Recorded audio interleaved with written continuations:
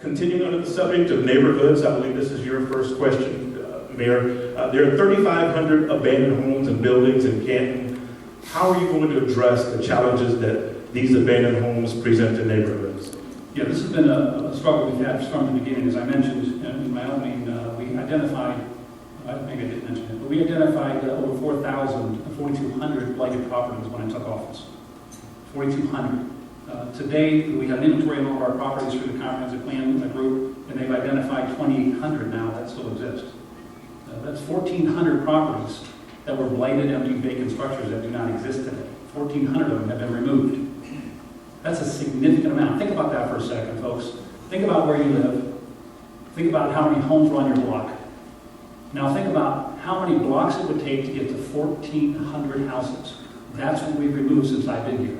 And we've done that again by going after outside sources, grants, and stimulus money, and other funds that we can find. And then the city can, in many cases, has some sort of match or a small match to that. But the majority of the money that we've invested, over $10 million in tearing down these homes, the majority of that money has come from outside sources. We're working on a grant right now that we're taking down another 300 some homes. We're going to continue making that a priority, because when you clean up those houses, you remove the blight, you removed a fire trap, you removed a drug house or someplace that people can use, kids can go into and get injured. You clean up the neighborhood. So part of the process of reviving our neighborhood is removing the blight. And we've taken down nearly a third of all the blighted properties since I've been here. We're going to continue aggressively doing that. A comprehensive plan will allow us to even be more aggressive once we put that into effect. Thank you. Thank you, Mayor. And we'll pose the same question to his challenger, County Commissioner Tom Burnaby. How will you address the challenges presented by so many abandoned homes in our neighborhoods?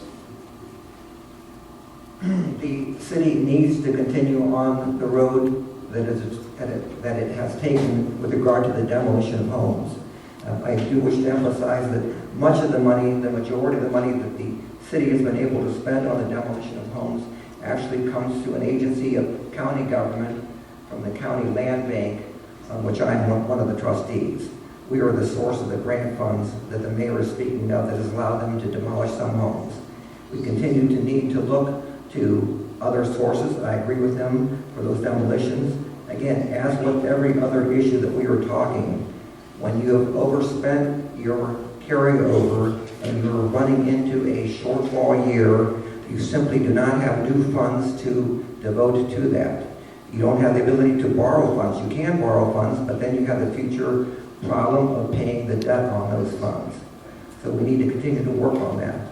With the issue of blight and decay in the neighborhoods, I want to emphasize that the biggest factor associated with blight and decay is the need for code enforcement officers to enforce our city codes to prevent houses from becoming or reaching the point in which they have to be demolished. Code enforcement is the all-important issue to our neighborhoods. This mayor, while again claiming a booming economy and surpluses over the years, has reduced code enforcement officers from 3 to 1. He has not even taken a leadership position to increase registration fees on landlords, which would also generate substantial amounts of money to hire additional code enforcement officers.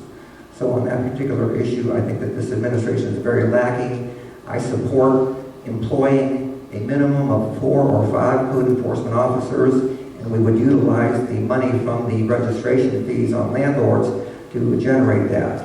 Thank you. I'd like to rebut that. Yes, thank you, Mr. Burnaby, and the mayor will have 60 seconds to rebut that. Thank you. In reference to the landlord fees, that barely passed council by 1 vote. And it would not go into law unless I approved it and signed it. I had the ability to veto that bill because they didn't have the votes to override it. So the decision to move forward on that was not only with council, but it was always with the administration.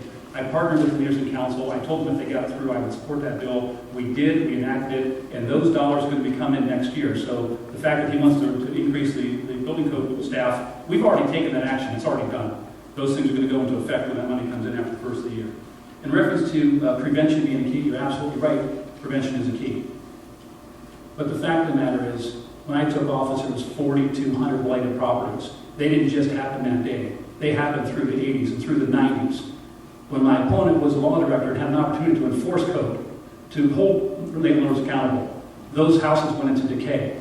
And that's what we inherited. So it's great to talk about problems we have today, but let's talk about how we got there. we've been solving the problems that were left to this administration when we took office.